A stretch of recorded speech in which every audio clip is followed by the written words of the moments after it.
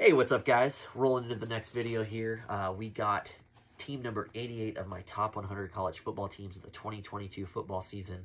And right now we're going to do another Power 5 football team. It's a Pac-12 conference, Stanford Cardinals.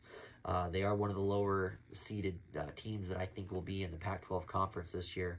However, there's a lot out there for them and a lot could happen. So you never know with the Pac-12 conference, especially with the realignment and stuff that's been happening. That's going to be happening, I should say. Their 2021 record, 3-9, obviously not what they want to bring to the table here. And I don't think a lot of people would have seen that coming. I think that sooner or later they're going to turn this around. They ran a power offense before. But yeah, I think that they can do a lot of really good things here. So that 3-9 record, I don't think really shows what type of team this is. But yeah, let's go ahead and get on into it. Team number 88, Stanford Cardinals, Brando Sports World. Here we go. Team number 1, they play Colgate. This is going to be as easy as brushing your teeth. If you have a team called Colgate, there's no reason a Power 5 team should lose to them. Stranger things have happened. Do not lose this game, but you guys are going to destroy them 1-0. Heading into week 2, we got the USC Trojans here, Lincoln Riley, the Fighting ex-Oklahoma head coach. I do think this game will be pretty close. And I will be pulling for you guys in this one. I don't think you win it, however, so I'm going to put you at 1-1 on the season here.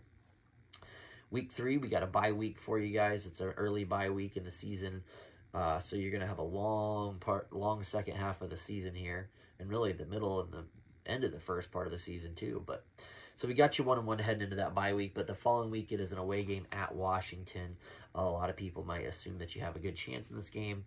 I think that you do as well. But it being an away game, I think it's tough for me to say. But I'm going to have to go ahead and give it to the Washington Huskies here. So I'm going to put you 1-2 heading into the next week. The following week is another away game. It's at Oregon. The Ducks, I think that they have too much firepower. I think that their defense is surprisingly pretty decent. In comparison to how their offense used to be. And I know it's not the same Oregon of yesteryears, but yeah, that defense is nothing to laugh about either.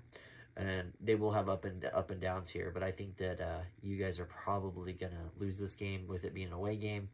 But yeah, so you'll be 1-3. Heading into the following week, it's Oregon State. The Beavers, you're going to hit them with some wood here, knock them out cold. It's a home game, so you're going to win this one. You're 2-3 on the season. The following week, it is an away game at Notre Dame. This is a fun game to watch. When they do play them, I think that it'll be interesting to see kind of how the game does play out. I think with more recent success for Notre Dame might play a factor here. They got the talent. I think they edge you out in talent, obviously, unfortunately. I think this will be a close game. I really do, but I'm going to have to give it to Notre Dame here and put you at 2-4 on the season. At this point, you might be thinking, oh gosh, where's this going to go? Well, you're going to play a home game against Arizona State at this point. Arizona State, I don't think, is a good team in comparison to how they have been in several years past. But yeah, home game, I think you guys beat the Sun Devils here, making you 3-4 on the season, and kind of bolstering that Pac-12 record too as we go. Heading into the following week, we have an away game here. It's at UCLA.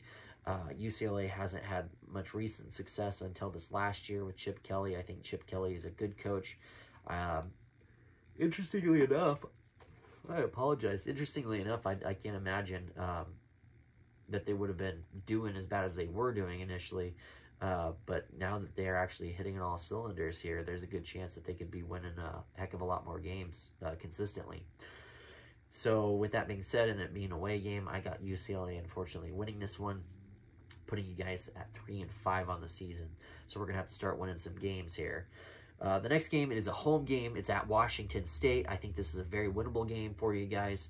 No Mike Leach, no problem. 4-5. The following week after that, we have an away game at Utah. Utah had a heck of a season last year. I'm a decent Utah Utes fan. One of those teams I like following. I like Kyle, their head coach. I think this is an away game. So with that being said, I got to give you a loss here at 4-6. So you guys are on the verge of losing bowl eligibility at this point in the season with 2 games to go. The next game is an away game at California. So where are we going to go with this? This is going to be a game that has to be won. I think you guys are going to, with all the games that you have played, I think there's been some tough games in there. I think that's going to harden you up here. I think you do beat Cal on the road, becoming 5-6 and another step closer to bowl eligibility for the final game of the season. However, the final game of the season is BYU. It's a home game, but BYU has been very tough lately. Not a lot of people, that's not a team that you want to be playing, especially at the end of the season with your bowl game on the line. I think it's going to be interesting. I think it's going to be a tough game.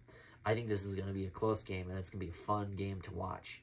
With that being said, you guys win it. You become 6-6. You become bowl eligible.